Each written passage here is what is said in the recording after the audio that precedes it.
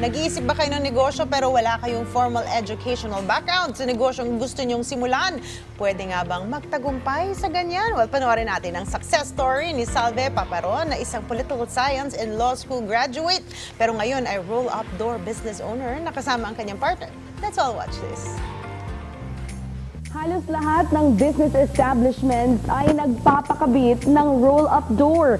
Kaya naman isang businesswoman ang sinamantala ito at nagtayo ng isang roll-up door construction business. At ngayon ay aalamin natin ang kanilang sikreto sa successful na negosyo.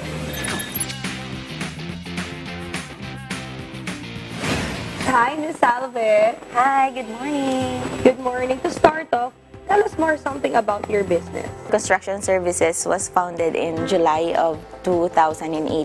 So, ako nagpo-focus sa back-end, tapos yung husband ko along with his brothers nagpo-focus doon sa operation. So, lahat ng paghahanap ng clients, pag-kick off ng project, biddings, contracts, tas purchasing sa akin po yan. Tapos sa kanila, sila yung mag-i-execute sa site.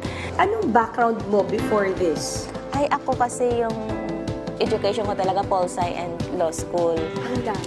Opo. Kasi before, yung trabaho ko talaga is more in HR. So, yung asawa ko kasi siya, laborer ng isang freelance roll-up door na contractor. So this is where you started? Yes, opo. So what inspired you to do business? Ang asawa ko may transport business, yung akin naman employed. Tapos lang nung huli, tapos sabi niya, ba't hindi na lang tayo put up nitong roll-up door kasi may background naman na siya. Kumbaga marunong siya sa technical skills. Sabi ko, sige, aralin ko kung paano mag-market, suppliers, kung paano mag-penetrate ng clients. And then, after a month, nag-decide na ako, sige, magpuput up tayo. Doon siya talaga nag-start. So, having said that, without any background, can you say that without any formal education about business, you can actually do business?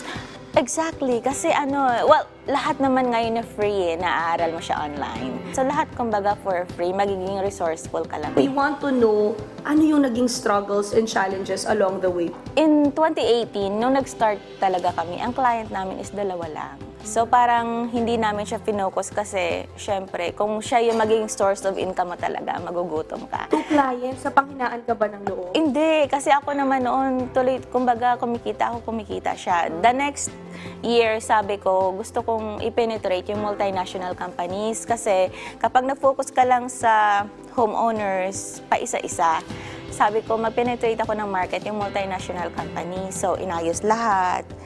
Naggumawa ako ng magandang portfolio, kailangan mo yun eh. Any business tips that you would advise to our young entrepreneurs out there? Kailangan mo munang first aralin kung anong gusto mong papasukin. Aralin mo, mamahalin mo. Hindi lang pwede na, ay, gusto ko yung ganito. So, dapat aralin mo yung kung anong negosyo mong papasukin, may alam ka. Kung hindi man lahat, at least a little of everything, kumbaga alam mo. Tapos aralin mo yung market. Tsaka papasok yung puhunan. At kailangan mo talaga yung clients. So before we end, sa ating mga kanegosyo dyan, bakit ba importante ang magnegosyo?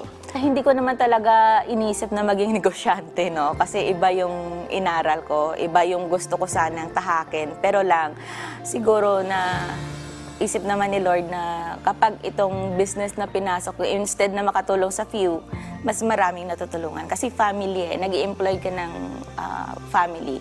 Kaya naging negosyante ako kasi mas marami ako natutulungan.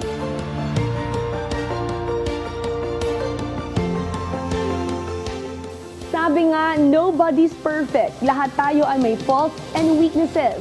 Ang maiging gawin ay tanggapin natin ang ating mga kahinaan, harapin ang realidad at gawin ang ating makakaya to work around these faults. Yan po ang aral na ibinahagi sa atin ni Ms. Salve Paparon. Panibagong business story at business tips na naman ang ibabahagi namin sa inyo next time, mga kanegosyo. Kaya naman, tara, negosyo tayo!